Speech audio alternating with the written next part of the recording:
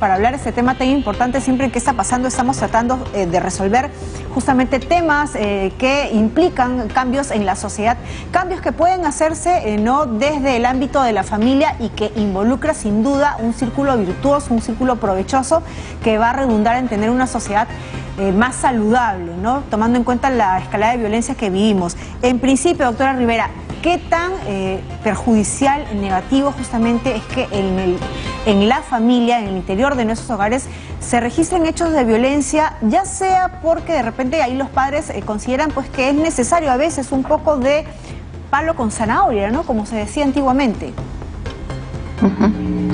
Bueno, primero creo que hay que descartar de plano cualquier tipo de violencia o agresión en nuestra sociedad y más aún dentro de nuestros hogares.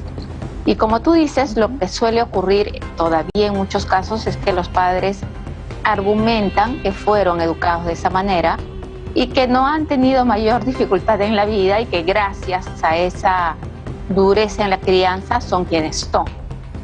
Lo que no están midiendo es que esos quienes son podrían ser personas mucho más saludables emocionalmente si no hubieran tenido estos periodos de violencia o estos episodios de violencia familiar. Doctora Rivera, entonces para que quede bien claro y ir poniendo ya los puntos, en ninguno de los casos es saludable, ni siquiera óptimo, ni recomendable el tema de la violencia, ni castigar con violencia, ni educar con violencia. Eso es como un primer punto para que quede claro. Eso es jamás. No existe una sola ocasión que justifique un acto de violencia en el hogar. O sea, cero. No un poquito, no un lapito, no, cero. Cero violencia. La violencia es nociva para quien la recibe, si son nuestros niños. Pensemos en nuestros hijos como un arbolito, para graficar un poco, ¿no? Sí. Si yo a un arbolito le voy dando todos los días palos de un lado, el arbolito se va a torcer. Las ramas van a crecer chuecas, no va a coger bien el sol, lo vamos a dañar permanentemente. Luego son chicos que de adultos van a requerir terapias por una serie de situaciones. Primero porque de pequeños pueden deprimirse, pueden presentar también conductas violentas, pueden volverse más rebeldes, pueden volverse introvertidos, tímidos, y lo que tú decías, el autoestima queda dañada. Claro. ¿Por qué me pegas? ¿Por qué me agredes? ¿Por qué me insultas? Debe ser que no valgo lo suficiente.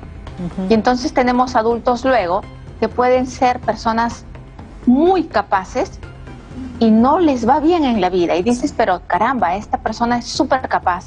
¿Por qué no responde de acuerdo a sus habilidades? Porque no se la cree. Claro y tú te pones a buscar por qué no se la cree. Porque ha sido agredido durante toda su infancia y ha llegado a creer que no es capaz, que no es lo suficiente, que no vale lo suficiente. Generas inseguridades. Doctora, justamente tenemos ahí premisas en las cuales se puede ver cómo es que origina pues estragos el tema de la violencia, para que usted nos elabore y nos explique más. En principio tenemos consecuencias de la violencia familiar en niños.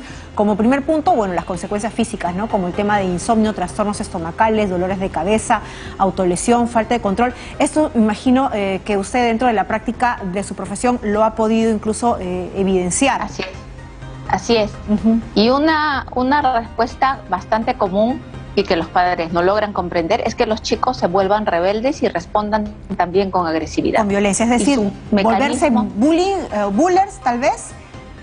Sí, claro. También podría ser. Muchos de los chicos que ejercen el maltrato a sus compañeros son chicos maltratados en sus casas. Y no es que se estén desquitando o vengando, es que ese es el mecanismo de comunicación que han aprendido.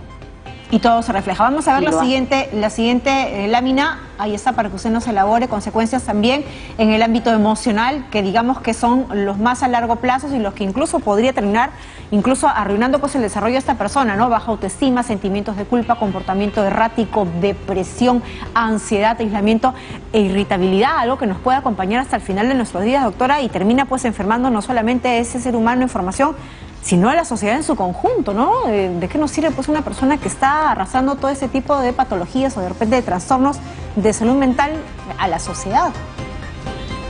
Y eso es algo que se ve con bastante frecuencia en la consulta de psiquiatría de adultos. Encuentras a un adulto deprimido o irritable y cuando buscas un poquito en su historia familiar ha sido víctima de violencia. Es más, la delincuencia tiene un gran componente de violencia doméstica.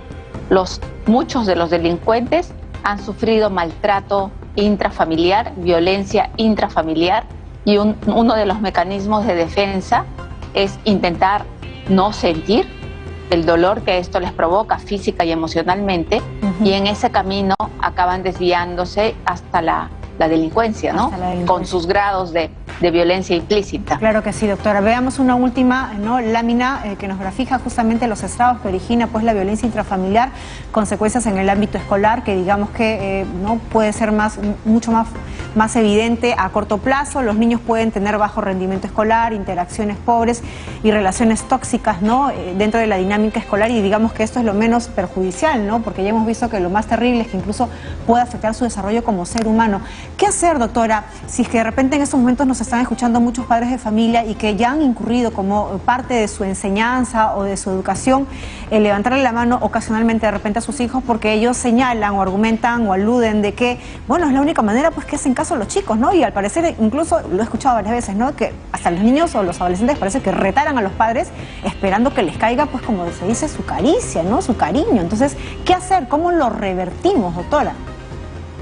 Primero, reconocer que estamos haciendo algo que es incorrecto, ¿sí? Y lo que tú mencionas finalmente respecto a que los chicos parece que buscaran esto, sí, efectivamente, porque, repito, es el estilo de comunicación que han aprendido y tienen una dinámica. Yo sé que me porto mal, mi mamá me grita o me pega y luego ella se siente culpable, se disculpa y me complace en lo que sea que yo quiero. Y se arma un ciclo nefasto, ¿sí? Entonces, los padres lo primero que debemos hacer es reconocer que cuando el hijo nos saca de las casillas y queremos o gritarlo o insultarlo o pegarle, no es para corregirlo, es para descargar la ira y la frustración que sentimos.